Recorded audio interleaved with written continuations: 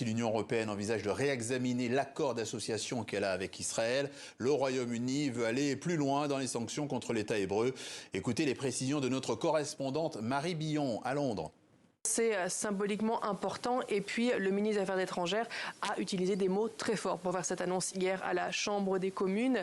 C'est l'acheminement de l'aide humanitaire à Gaza qu'il a voulu surtout dénoncer. Empêcher les camions va à l'encontre des valeurs britanniques, il a dit, et c'est à la fois incompatible avec les principes sur lesquels sont adossées les relations entre le Royaume-Uni et Israël. Il a aussi dénoncé la nouvelle offensive à Gaza comme moralement injustifiable, entièrement disproportionnée et foncièrement contre-productive. C'est une nouvelle phase sombre du conflit, a dit David Lammy, qui a aussi annoncé donc la convocation de l'ambassadrice d'Israël au Royaume-Uni pour entendre la demande britannique de stopper l'assaut sur Gaza. Le ministre a aussi ouvert la possibilité de remettre à plat entièrement les relations stratégiques avec Israël. Et concernant cette question de la reconnaissance de l'État de Palestine, est-ce une option que le gouvernement de Keir Starmer se garde en réserve ? Alors hier à la Chambre des communes, plusieurs députés ont demandé justement à ce que Londres reconnaisse l'État palestinien.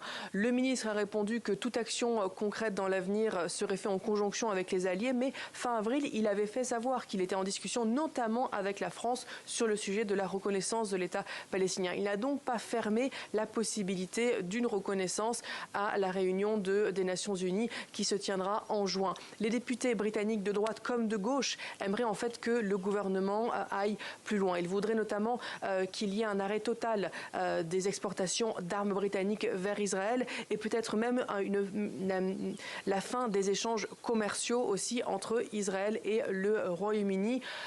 Le Keir Starmer et ensuite le ministre des Affaires étrangères ne se sont pas prononcés là-dessus, mais pour la première fois hier, le gouvernement britannique a utilisé des mots extrêmement forts pour dénoncer les agissements d'Israël.